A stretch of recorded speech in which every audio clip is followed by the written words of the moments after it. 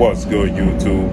It's your boy, Uber Sports TV, back at y'all with another one. So, undefeated, rising, lightweight, Mexican superstar, title contender, King Ryan Garcia, 22 wins, no loss, no draw, 18 wins by way of knockout. He is 23 years of age, 5'10", with a 70-inch arm reach. He will be taking on former multi-division world champion in Dominican Republic superstar called star boxer Javier Fortuna. Javier Fortuna is 37 wins, 3 losses, 1 draw. He is 26 wins by way of knockout. He's 33 years of age, 5'6.5", with a 68.5-inch arm reach that's scheduled to take place tonight. This is the second fight of this year for Ryan Garcia. And this is a fight that was supposed to take place last July. It didn't come to fruition, July 2021. But Javier Fortuna was set to take on, Ryan Garcia. But Ryan Garcia, he pulled out the fight, said he had some injuries, okay? Said he had health issues, so he pulled out the fight. Javier Fortuna is a rough, rugged customer. He's a very tough fighter. He's very, borderline. Some people will say he's borderline dirty. He's a guy like I want to say Orlando Salido. This is like a Orlando Salido, former world champion, a featherweight world champion, when he took on 2-time Olympic gold medalist, 3-division world champion, former unified lightweight world champion, Ukrainian superstar boxer Vasil High-Tech Lomachenko. Okay, Lomachenko is now 16 wins, 2 losses, no draws, 11 wins by way of knockout. He is 34 years of age now, 5'6" with a 66-inch arm reach. But that fight for Lomachenko was a stiff test for Vasil Lomachenko, who, Orlando Salido was a customer who's been around the block, so to speak. Okay, he's been there, done that. Very tough fighter, very difficult style with it, very awkward and rough and rugged. Right? They push the line as sometimes to see, which is borderline dirty. Right? They're gonna test you. They're gonna do things on the inside, veteran tricks, I like to call it, right? Where they're gonna hold you a certain way, they're gonna hit you with a referee don't see it, they're gonna have, throw, low blows, things of that nature. It's a very, very difficult style to deal with, right? And I think that Javier Fortuna, he represents that same challenge for Ryan Garcia. I believe that, Javier Fortuna is that Orlando Salido for King Ryan Garcia, who's a finesse fighter. Ryan Garcia, he likes to fight with space. He's a finesse fighter. Hand speed, very fast hand speed, a power in both hands. But he likes to display his hand speed. He likes to have space, not a lot of grappling. But he's big and he's strong. And this fight is taking place at junior welterweight, okay? For the second time, Ryan Garcia is fighting at junior welterweight, 140-pound limit. His fight with Emmanuel Tagle was a catchweight. This fight is at 140. And I know people are saying Javier Fortuna, he was saying he couldn't make 135 pounds.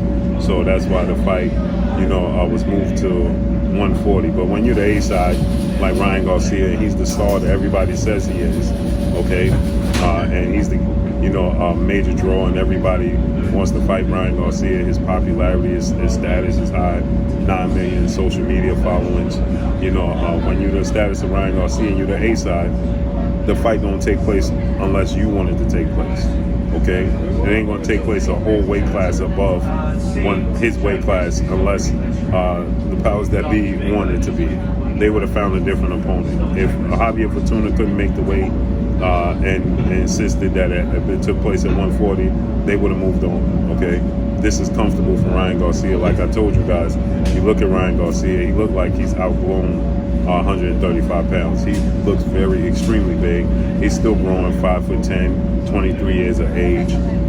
Similar to that of undisputed lightweight world champion, superstar boxer, Devin the Dream Haney. Okay, Devin Haney is 28 wins, no loss, no draw.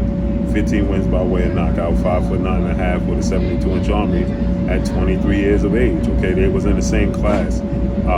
Ryan Garcia is slightly taller than Devin Haney. His frame is slightly bigger than Devin Haney, but Devin Haney is somebody who also struggles to make 135. He's let it be known.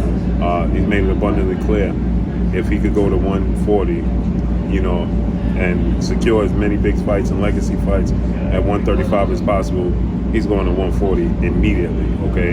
And so they outgrown the division. They're very young, they're very big, they're athletic, and they outgrown the division. So this is a fight that's going to be a major, tough task and a major test for Ryan Garcia. I personally want to give my fight prediction, my thoughts on the fight. I think that Ryan Garcia is going to get floored again. I think the style of Javier Fortuna, a rough, rugged style, the aggression of Javier Fortuna, the awkwardness of Javier Fortuna, he does have power, respectable power, and I think that he's going to, you know, drop, you know, Ryan Garcia at some point in time in this fight.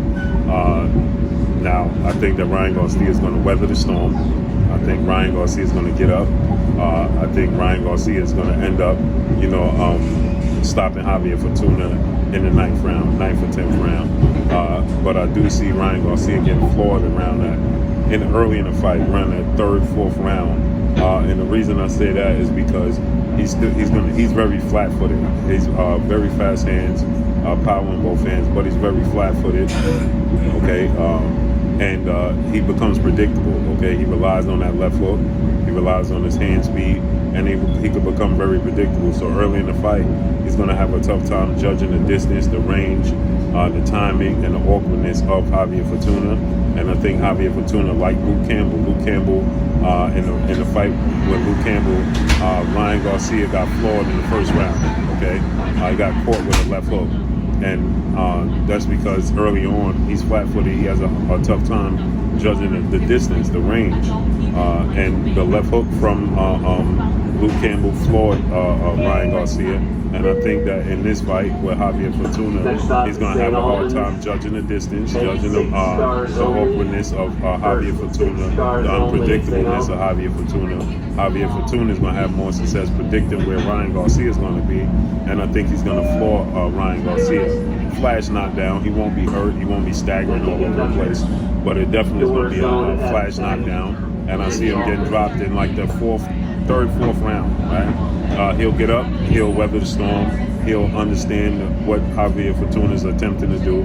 He'll use his jab, and that's another thing. Ryan Garcia, he tends to start to abandon his jab, right? Again, he's a finesse fighter that wants to prove he's a dog, right? But he's truly a finesse fighter at heart. Okay, that's the makeup of who he is. But he wants to show you that he's a dog. So he's gonna, you know, look to mix it up, look to get Javier Fortuna out of there, right? He saw how proud Ryan Garcia was that he got floored by Luke Campbell, got up to weather the storm, and then, you know, stop Luke Campbell in the 7th round. I think it's going to be a similar outcome, right? I think it's going to be the 9th round. I think that Javier Fortuna is going to start to take a beating as the fight goes on, okay? He's not the most skilled boxer, but he is, you know, he's a veteran and he has veteran tricks. So I think that, you know, he's going to be coming forward, and I think he's going to take a beating. I think Ryan Garcia is going to start to use his jab, you know, to judge the distance, to judge the range, and then he's going to hide his right hand and his left hook. And I think Javier Fortuna is going to be taking a beating as the fight goes on. And I think in the 9th round, Javier Fortuna is going to get stopped. But you know, I do predict that Ryan Garcia is going to get floored in this fight, and I think that Ryan Garcia is going to weather the storm. And the status of Ryan Garcia, the myth of Ryan Garcia is going to grow even higher. The fight that's looming is him versus undefeated 3-division world champion, superstar boxer, Gervonta Tank Davis. So I think that that's going to take place next before the year is up.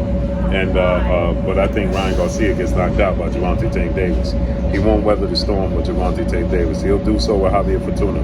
Javier Fortuna is a test for Ryan Garcia. He's a southpaw as well, like Luke Campbell was a southpaw. So it's clear, you can see that they're trying to set up this Gervonta Tank Davis fight. and that's the direction they're going in. But Gervonta Tank Davis is a much better athlete, much quicker, higher ring IQ, much better boxer than Javier Fortuna and Luke Campbell. But they're both southpaws that's going to test Ryan Garcia, and I think Ryan Garcia is going to get dropped in this fight. But he's going to weather the storm and he's going to be victorious.